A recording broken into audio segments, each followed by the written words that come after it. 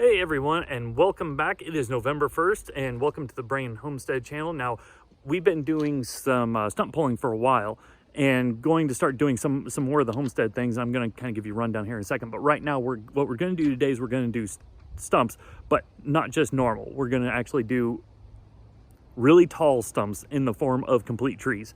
Because I had somebody ask, I'm cutting the tree down, and then after I cut the tree down, then I pull a stump, I'm like, why do I have to do that in 2 steps? Why not just pull the whole thing down? So we're going to give that a shot.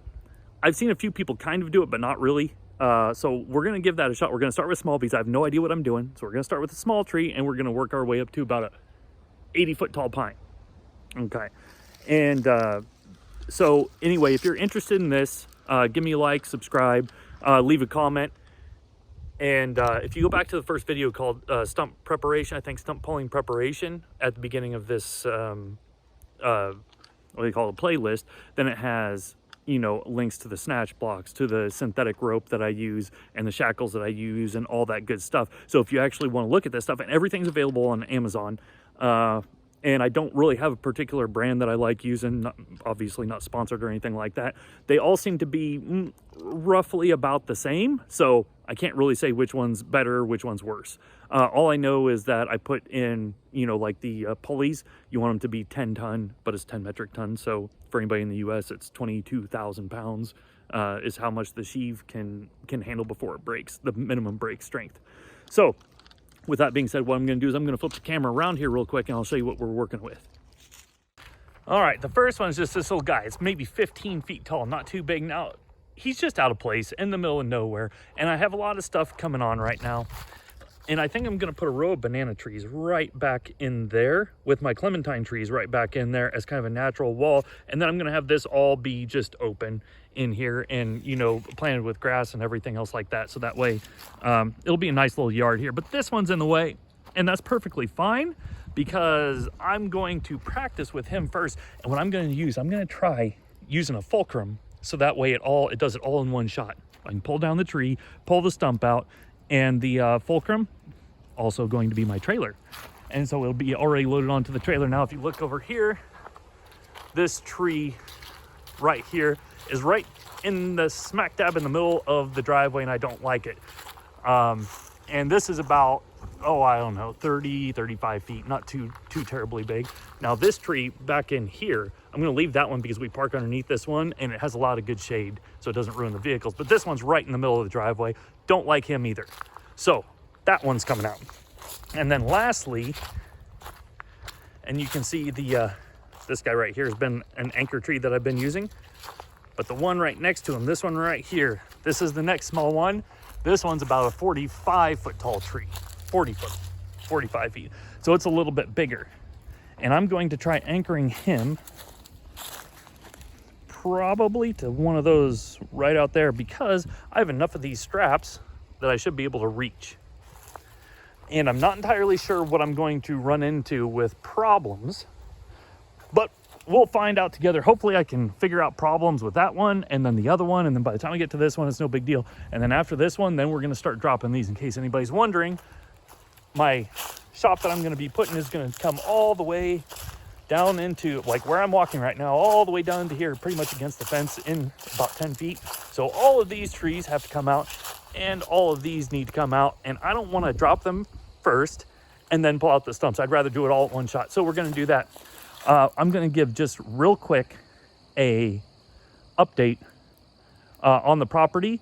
And I want you guys to look. If you haven't watched my video number 1, take a look at my video number 1, because the next thing I'm going to show you is what I'm putting back in where the first row of trees that I pulled out, what I'm putting back in. So let's go take a look.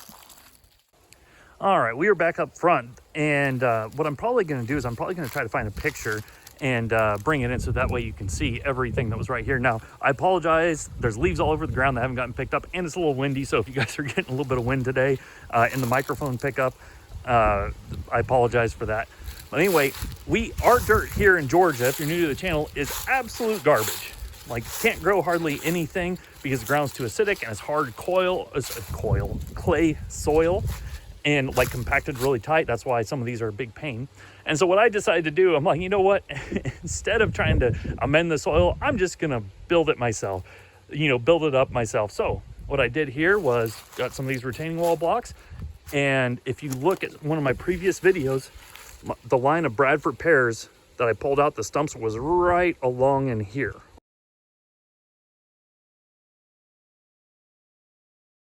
All the way down here. And I pulled them all out. And this grass I use, it's a centipede grass. I actually did a video on that. And it filled in all the way back here because it spreads really aggressively. So this is the first completed one. This was kind of proof of concept. And this guy is Candy Crisp Apple from, it's a dwarf. They're all dwarf trees. Candy Crisp Apple from Stark Brothers. It's a custom one. And we're going to have, you know, Honey Crisp, Apple, Granny Smith, pears, peaches, all that good stuff. And these I don't have filled in with dirt, and I already have all these trees. They've been growing in pots all year long. I just haven't gotten them planted here. But as you can see here, you know, all of these, this is exactly where the line of stumps was at. And then, so I still have a couple more to do. Right here is the next one I'm going to be doing. And then over here, you have pawpaw tree, these pink flags here, pawpaw tree 1, pawpaw tree 2. Now, I had another problem this year with pollination. I have blueberries, blackberries up there, and they didn't get pollinated very well. And the reason why is because there's no pollinators here, no bees or anything. So what I'm going to do is right back here in this corner, I'm going to put a bee box. I'm going to start raising bees. So that way I make sure that I don't have problems with pollination in the future. I don't know, I've heard some people saying flow hives, if you guys know about them, or the Langsroth. I don't know exactly what they're called. I'm trying to figure out what to get, and I have no idea what. So if you have a suggestion, please let me know if you know anything about them. So that would be great. Anyway, here's these guys right here, bringing in my own dirt. That'll be a lot nicer. Now, also, going to start getting chickens. And the chicken coop is going to go basically right here, pretty much. And then I'm going to fence in, so that way they're kind of free range and kind of not. But I don't know, I think I need about 4 chickens, but I don't know breeds or anything like that. So I'm starting to, you know, just research into it right now. But basically I'm gonna put the coop right here and then a fence that runs down to pretty much right in here. And then this corner, I'm just gonna do wildflowers. They have wildflower mixes that you can get that, you know, for bees and things like that. So that way it'll keep them kind of, it'll keep them happy. So, but yeah, that's kind of what I was thinking about there. I don't know breeds or anything like that. If you guys have any suggestions, I think there's some that can do like 1 egg every day, day and a half, but I'm not entirely sure. So anyway, we're going to head back up there and start getting everything set up. One other thing that I was thinking about, well, I'll bring it up later. All right, everybody, we're back here now. I went ahead and got this all set up. So as you can see, here's what I'm doing. This is a toe strap, 30-foot long toe strap. And what I did is I came up here. This is 7 feet off the ground right here. So it's taller than me. And I wrapped around a couple times, just did a choker loop. Now, this thing, I actually already pulled it a little bit right up there, and I'll show you that in a second. So as you can see, this thing is already leaning forward. Usually it was right here. So, and this is just me pulling it by hand. Now we're at a 7-to-1 mechanical advantage. Let's go up there and take a look, see what you're doing. But anyway, here's my idea. And this is just an idea.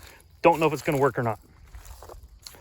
The problem that I have is this: when stumps or anything bend over, then they dig into the ground, and that has a problem. So my idea is if I pull this, it'll use the axle here of the trailer as a fulcrum. This trailer's already, it's old. So if it gets damaged, I'm not horribly worried about it. It gives me an excuse to get a new one, right? So my thought is pull it down. Once it hits the trailer and the axle right here, then it will kind of pull this end down further, because now the heaviest part of the tree up here is going to be pulling this down. As it pulls down the front, it should lift up the back and hopefully help to pop the base trunk out of here. Now I'm going to wet the ground all around here, probably tonight, and let it get good and soft, so that way it'll kind of ease things. However, I don't think, I could probably do it right now. I'm just worried about snapping the trunk. I don't know how much the trunk up there can handle. But we're gonna come back here right now, and all I did was, like I said, by the way, all my citrus is right in here for the winter, because we're just a hair too cold for me to leave it outside. So anyway, here's what we have here. We have 3 pulleys. I have a little bit of tension on it right now.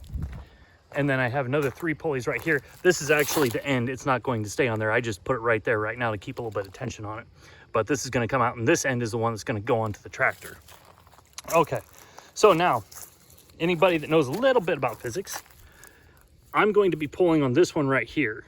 This one, let's say I have 100 pounds of force in that direction that I'm pulling with. Well, because these are frictionless pulleys, right? They're not actually, but we're going to call it frictionless pulleys right now for the ease of math.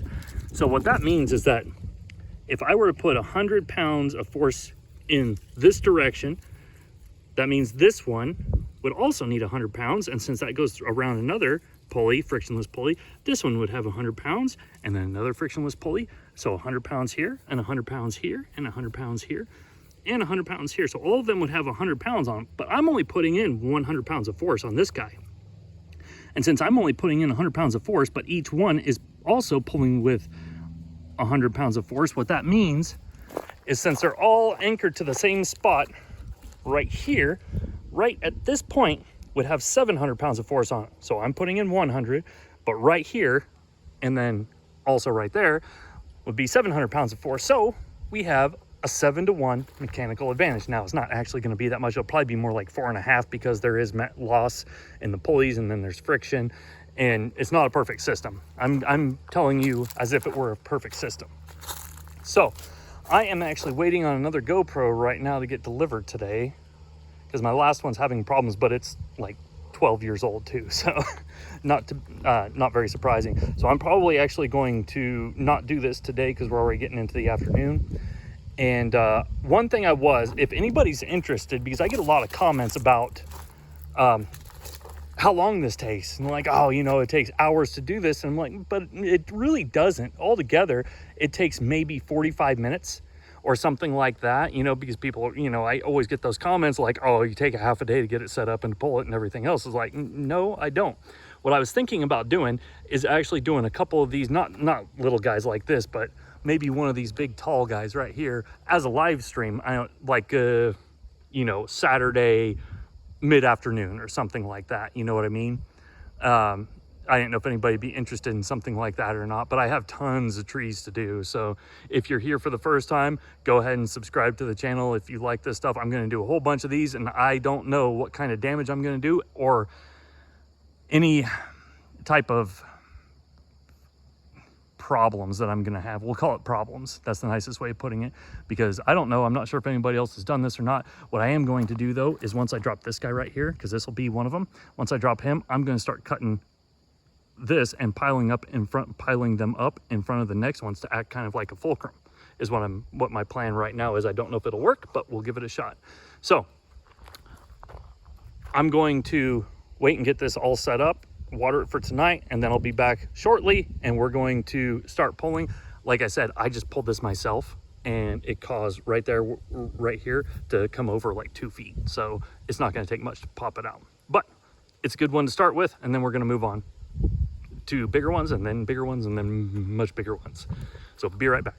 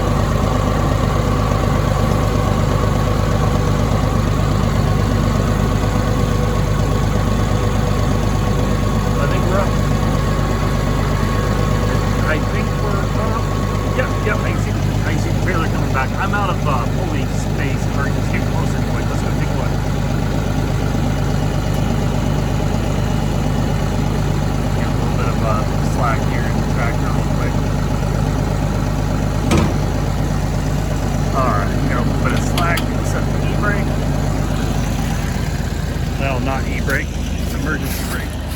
Zoom back out, let's go take a look. Okay, so that tree did just fine. And so I guess I still had about another, that's about 5 feet separated right there. And here's what it did. So it didn't work quite the way I thought it would.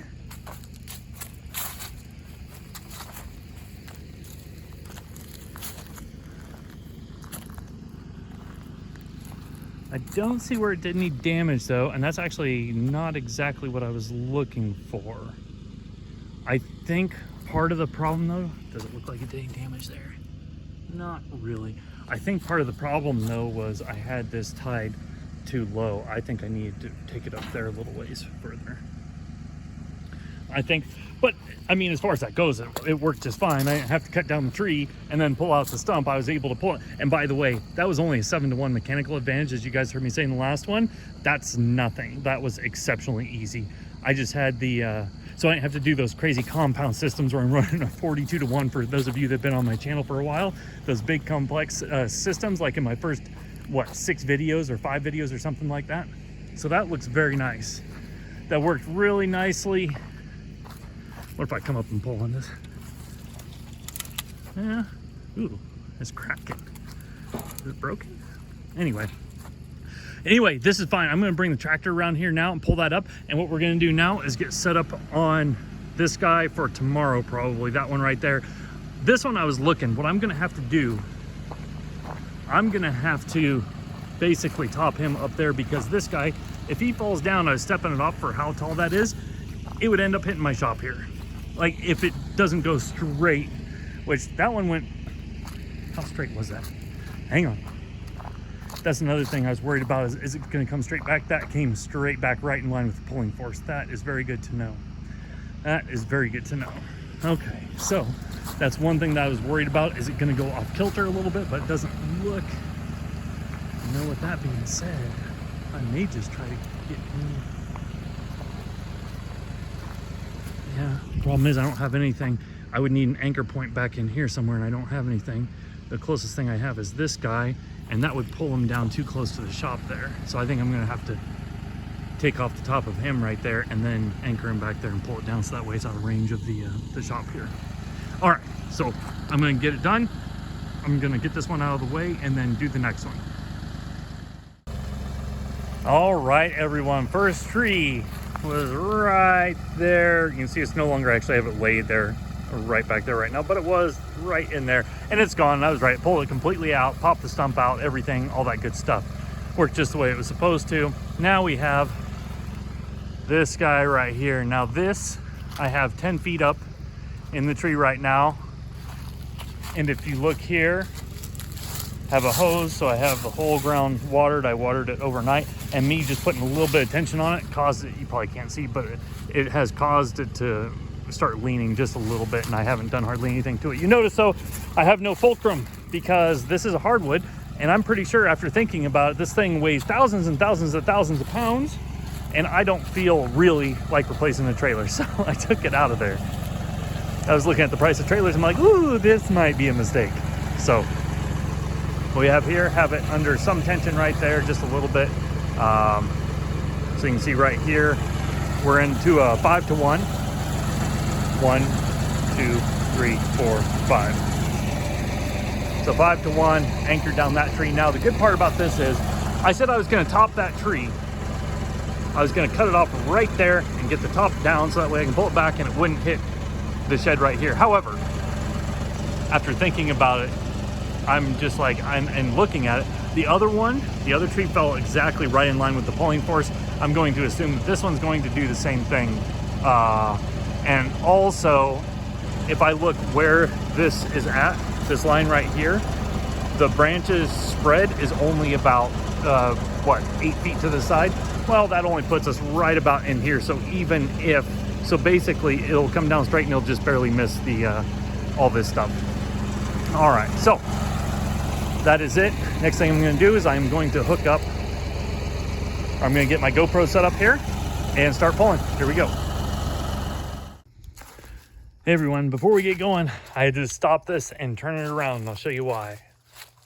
I don't know if you can see it right now. No, you can't really see it. But this was already starting to get bent out. And I made some fun of somebody a while ago in my comments. I'm like, man, this is thick steel, because I usually pull it from right here. And he's telling me, like, don't pull it from that, it's gonna bend it out. And I'm like, it's not gonna bend it out. That's 1 centimeter short, 3/8 inch probably steel. That's gonna be just fine. And I got to noticing when I was hooking it up, like, nope, it's bending it out. And it bent it in right down here. And I'm like, ooh, that's not a good idea. So whoever you were that made that comment in the past, apologize. Yep, you're right. So right now what I did here is I took the tiller off the back that was right here. I took it off, and I basically that's actually designed right here to pull, thousands of pounds. So although it's not thousands of pounds, it's going to be good enough. And everything it's sitting in there really nice. So one thing I am worried about,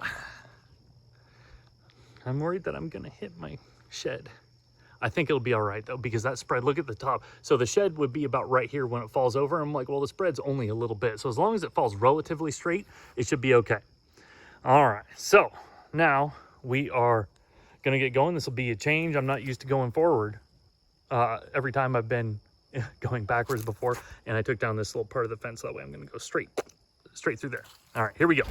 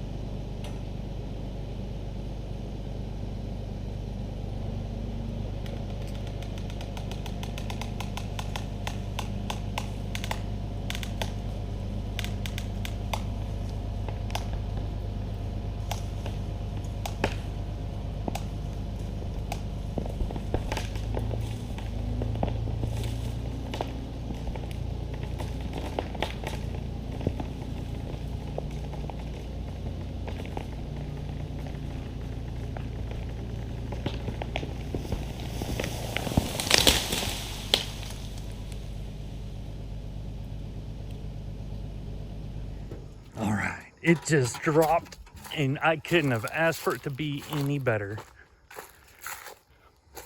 It didn't take much.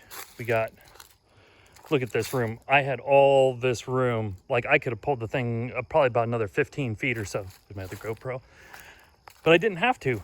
That was really nice. That came out a lot easier because it's real top heavy. When you don't cut the whole top part of the tree off, not top heavy at all. Wow. That worked amazingly well. By the way, I did run it for 1.5 days water right at the base of the ground. And you can see what that did here. Woo! That's a deep hole right there too. Can you see without the sun? Nah, anyway.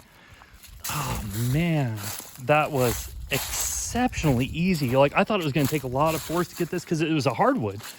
And I thought it was going to take a ton of force to get this thing to come out. Now that makes me a little nervous. And I'm like, okay, so it makes me a little nervous with all these big tall trees I have around the house there, because it didn't take a whole lot. I put maybe 1,000, 1,200 pounds of force, and multiply that times 5, although not really because of mechanical advantage. So that was only 6,000 feet of force. That was, this is 10 feet up from the base. From there to there was 10 feet up. By the way, now that we have it out, I thought it was about a 35-foot tree. So let's pace it off. So 35 feet, that should be about 12 steps, large steps. All right, 1, 2, 3, 5, 6, 7, 8, 10, 11, 12. Actually, yeah, right on the money. 35 feet, 36 feet tall, somewhere around there. Okay, so now here's what I'm gonna do. I'm gonna start cutting this up. I'm gonna just cut it up, and get it all out of here. Leave just a little bit of the stump left here. But you can see, once it started coming over, it just fell over, as you guys could see. Right, that was so much easier than trying to actually pull it out of the ground. I needed to have, what I need to do is I need to put other things right here as a fulcrum. I'm going to do that here pretty quick as a fulcrum, so that way when it bends over, it would pop the whole thing out. I didn't know how it was going to work to do it this way, but it actually worked really well. And if I had a couple large logs there stacked up pretty high, it would have brought the whole thing out. I thought it would fall down a lot faster, but it was kind of in slow-mo. This is absolutely great. Absolutely great. Now I'm hoping, I was thinking about this, I'm hoping I didn't ruin the strap. How does that look? It looks fine. It doesn't look like any big branches hit it. That's good. And I just thought about this. I'm not entirely sure why I didn't use a chain. Because a chain doesn't matter if the tree falls on it, it's not going to do any damage. The strap could do some damage, but it doesn't look like it did. And straps are relatively cheap, actually. So, all right.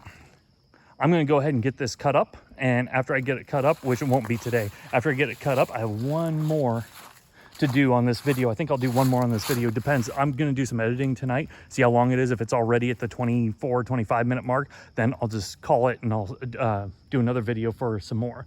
But yeah, this is going really well. It came back exactly in line with the pulling force. If you guys can see it, the main trunk is right here, and you can see the strap right here too. So it came exactly back towards the pulling force. And you can see I was worried about getting my shop, which the shop is coming down at some point, and I'm going to put an actual nice one out there. But you can see, yeah, about 5-6 feet in between there. It just perfectly.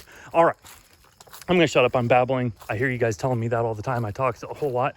And my wife tells me the same thing. She's like, I've never met a man that talks as much as you. So sorry about that. I'm going to go ahead and get to cutting this up here real quick, and I'll be back shortly to tell you whether I'm going to do another one on this video or whether we're just going to call it for this video and do more on the next ones. All right, so it has been a day since I dropped this, or two actually, and it's getting to be kind of not very nice outside, so we're going to leave the video off there. It's been raining all night, and I just wanted to get this out of there. But as you can see, this whole tree is out of there. Nice hole in the ground right there. So a couple things that we learned. The biggest thing that I just learned is that they go in direction of the, first of all, it takes way less force. If you're doing just the stump by itself, it's going to take a whole lot more force. If you're doing a tree, I basically just had to get the tree maybe like 15 degrees off of center, you know, just a little bit, and then it went ahead and came on over. Now, keep in mind, I did have that, I was soaking it with water for a day and a half beforehand, so that's not normal.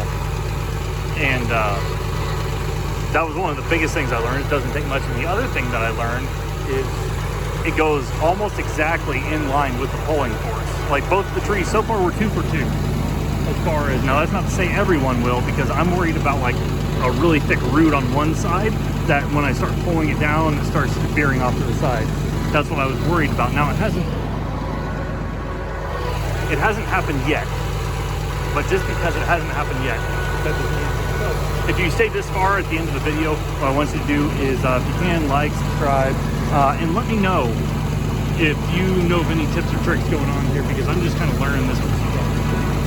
In addition to that, let me know about a live stream if you guys would be, curious about this. Maybe not the whole like cutting the tree up and all that stuff, but just start to finish, setting everything up, how long it takes, and basically, yeah, like I said, if you'd be interested in something like that and how long it takes to get everything set up and actually pull it down, so that way you don't, because I'm telling you, normally it takes all together to do everything about an hour or so. As I've been getting better at it, it takes about an hour. So, but the first time it took like 3. So anyway, I'm gonna leave the video off here. Let me know. Hope everybody's having a good weekend. We'll see you next time.